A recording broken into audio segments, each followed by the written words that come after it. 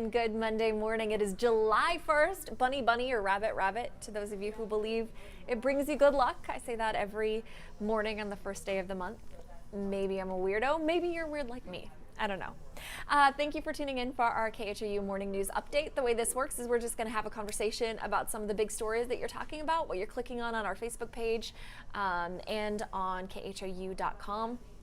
Leave your comments and questions in the comment section, and we will try to go back and answer them once we do a rundown of the story. So let us dive right in with our top story on KHOU.com this morning for good reason. A guy named David Briscoe has been mentioned in a number of stories about the shooting that happened at Santa Fe. He said he was a substitute teacher, and he outlined his whole experience, all these details about what happened on that day.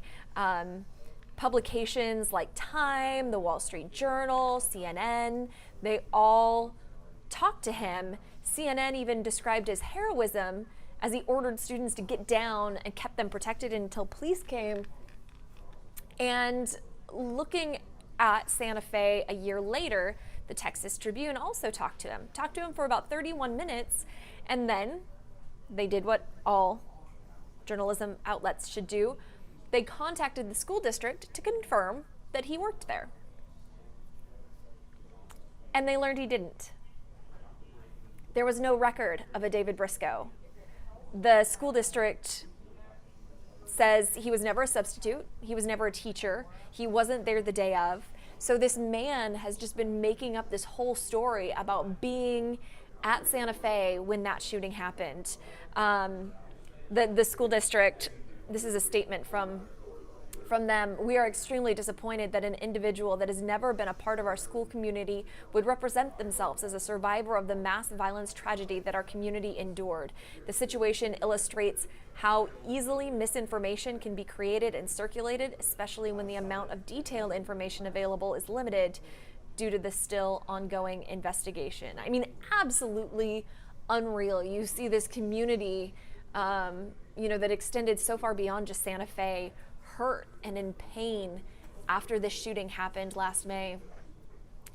And the fact that someone would capitalize on that to see their name in print, it's pretty disgusting, pretty horrifying. But you can read more about that story on KHOU.com because they reach out to him, and it's a little more than I can dig into here, but you're going to want to read it because it's worth taking those 2 seconds. I guess this is a little bit of a KHOU plug, but I want to point out that this is why our Verify segments in breaking news situations are so critical, because we can very quickly tell you what we've confirmed, what we know is not to be true, and we let you know if there's information we can't verify at that time, if we can't confirm it. If you want to look back through any of those stories, we have those as well on KHOU.com, just KHOU.com/verify. Okay, this is a story I covered this morning. Marcelino Benito was on it yesterday. A man missing for 4 days, found in his wrecked car, alive. The discovery happened yesterday morning, and I want to show you the car because it's not in good shape. It is shocking, right, that anyone could have survived that. They pulled that 100 feet out of the woods. It was that deep. This is up in the woodlands. So here's what happened.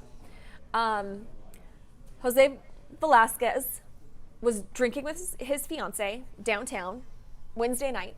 They took separate cars home. She made it, he didn't. No sign of him for days.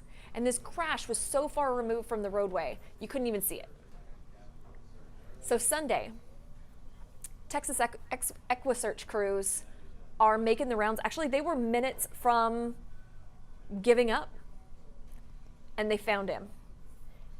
Tim Miller, the founder of Texas Equisearch, says it is a miracle. I mean, you look at that, and it is. The impact of the crash threw Velasquez out of the car. He managed to crawl back to it and was found propped up against it.